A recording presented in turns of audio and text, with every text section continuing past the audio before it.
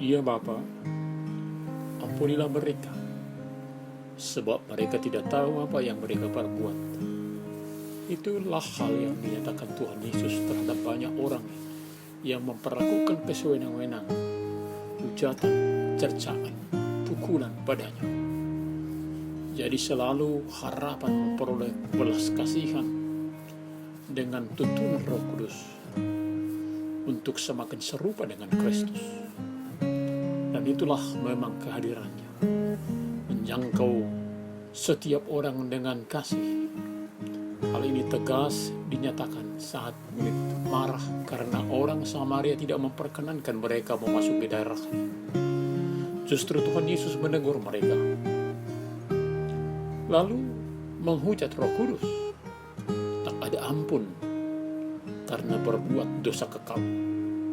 Bagaimana mungkin seseorang keluar dari kubangan lumpur dosa bila dia menghujat kuasa yang akan mengeluarkannya dari sana?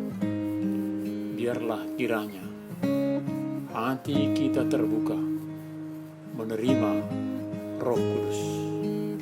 Selamat hari Minggu pertama setelah Trinitatis. Bapak, Ibu, saudara-saudara, dan anak-anak kami yang dikasihi Kristus Yesus, Immanuel. Mari kita berdoa. Damai sejahtera Allah yang melampaui segala akal akan memelihara hati dan pikiran dalam Kristus Yesus. Amin. Firman Tuhan di hari Minggu ini tertulis dalam Markus 3 ayat 20 sampai dengan 35. Kemudian Yesus masuk ke sebuah rumah. Maka datanglah orang banyak berkerumun pula, sehingga makan pun mereka tidak dapat. Waktu kaum keluarganya mendengar hal itu, mereka datang hendak mengambil dia, sebab kata mereka ia tidak waras lagi. Dan ahli-ahli Taurat yang datang dari Yerusalem berkata, ia kerasukan Beelzebul, dan dengan penghulu setan ia mengusir setan. Yesus memanggil mereka, lalu berkata kepada mereka dalam perumpamaan, bagaimana iblis dapat mengusir iblis? Kalau suatu kerajaan terpecah-pecah, kerajaan itu tidak dapat bertahan. Dan jika suatu rumah tangga terpecah-pecah, rumah tangga itu tidak dapat bertahan. Demikianlah juga kalau iblis berontak melawan dirinya sendiri, dan kalau ia terbagi-bagi, ia tidak dapat bertahan, melainkan sudahlah tiba kesudahannya. Tetapi tidak seorang pun dapat memasuki rumah orang yang kuat untuk merampas harta bendanya apabila tidak diikatnya dahulu orang kuat itu. Sesudah itu barulah dapat ia merampok rumah itu. Aku berkata kepadamu, sesungguhnya semua dosa dan hujat anak-anak manusia akan diampuni. Ya, semua hujat yang mereka ucapkan. Tetapi apabila seorang menghujat Roh Kudus, ia tidak dapat mendapat ampun selama-lamanya, melainkan bersalah karena berbuat dosa kekal. Ia berkata demikian karena mereka katakan bahwa ia kerasukan roh jahat. Lalu datanglah ibu dan saudara-saudara Yesus. Sementara mereka berdiri di luar, mereka menyuruh orang memanggil dia. Ada orang banyak duduk mengelilingi dia. Mereka berkata kepadanya, lihat, ibu dan saudara-saudaramu ada di luar dan berusaha menemui engkau. Jawab Yesus kepada mereka, siapa ibuku dan siapa saudara-saudaraku? Ia melihat kepada orang-orang yang duduk di sekelilingnya itu dan berkata, ini ibuku dan saudara-saudaraku. Barang siapa melakukan kehendak Allah, dialah saudaraku laki-laki, dialah saudaraku perempuan, dialah ibuku. Di dalam beberapa diskusi sering ditanyakan, apakah yang dimaksud dengan menghujat Roh Kudus? Utamanya saat dinyatakan seseorang yang menghujat ini tidak mendapatkan ampun selama-lamanya karena berbuat dosa kekal. Apalagi bila kita ingat bagaimana nasib Ananias dan Safira yang tragis ketika mendustai Roh Kudus.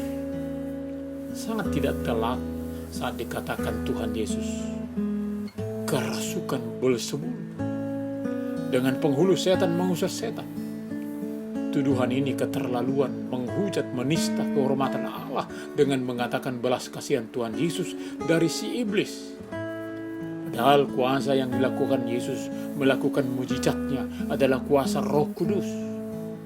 Jadi saat seseorang mengatakan kuasa Roh Kudus adalah pekerjaan setan, maka orang itu tidak akan sampai kepada Allah, sebab dia telah memutuskan dirinya dari satu-satunya jalan kepada Allah.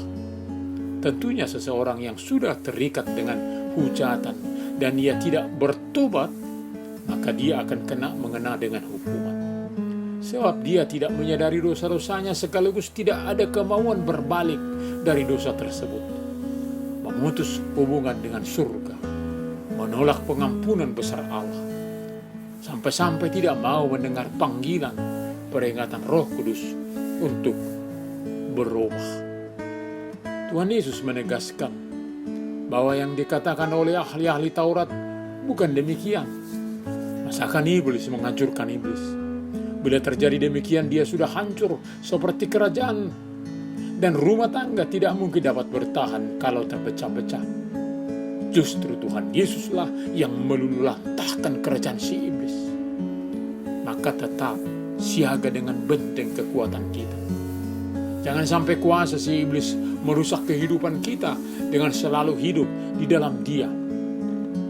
Hal yang sangat memprihatinkan juga adalah saat ahli Taurat, orang terpelajar, pengajar, dan dalam kapasitasnya sebagai ahli hukum yang memelihara kitab, menuduh seseorang dengan serampangan, lalu salah fatal serta provokatif. Bagaimanakah mereka mengajar orang banyak bila berbagai rumusan yang mereka sampaikan sampai membuat orang tertindas dan tak berkutik melakukan hal-hal yang baik dan benar? Apalagi sebagai ahli Taurat yang sudah tahu akan kehadiran Mesias yang bekerja dengan kuasa dari surga, namun justru mengatakan kuasa Yesus dari penghulu setan. Ternyata dalam menerapkan keahlian sangat perlu waspada. Jangan sampai salah menerapkan karena dengki dan benci sehingga menyusahkan orang lain. Karena terkadang kelemahan sebagian kita manusia, saat membenci orang lain, dia tidak dapat berkata objektif, mengatakan apa adanya tentang seseorang. Dan begitulah kenyataannya, sebab dia telah dirasuki kuasa negatif. Padahal orang yang memelihara kebencian kepada sesamanya merugikan diri sendiri, termasuk kesehatannya. Keluarga Tuhan Yesus juga terpengaruh sampai berprasangka Yesus sudah tidak waras lagi. Mereka pun hendak mengambil Dia. Begitulah terkadang terjadi saat salah seorang anggota keluarga tidak berperilaku seperti kebiasaan umum, sekolah, bekerja, menikah, lalu pensiun, dan menikmati hari tua. Saat ada tidak mengikuti urutan demikian, sering terjadi perdebatan dalam keluarga. Begitulah yang terjadi. Tuhan Yesus berkeliling mengajar, membuat mujizat, menentang hal-hal yang tidak benar, termasuk mencela para tokoh yang berlaku salah. Menurut persepsi keluarga, hal ini dapat membahayakan dirinya dan keluarga. Maka keluarga hendak menjemput Yesus supaya tidak keluar, tetapi tinggal di rumah. Lalu ada orang yang katakan bahwa saudara-saudara Yesus ada di luar hendak menemuinya. Lalu dia membuat pemahaman baru akan keluarga. Barang siapa yang melakukan kehendak Allah, itulah saudaraku laki-laki, saudaraku perempuan, dan ibuku.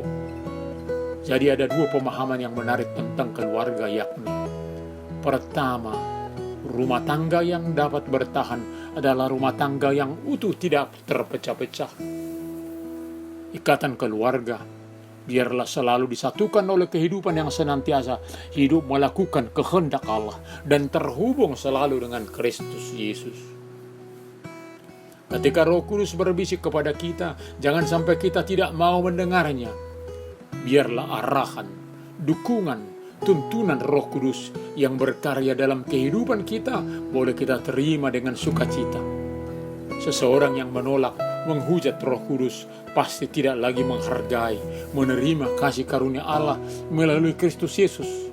Dan itu nyata sebagai seseorang yang menyia-nyiakan hal yang terbaik dalam hidup. Jangan sampai kita ikut berada dalam barisan sesama yang melakukan dosa yang tidak diampuni ini. Bila masih ada di sana, mari kembali mendengar suara Roh Kudus yang telah hadir di tengah-tengah kehidupan ini.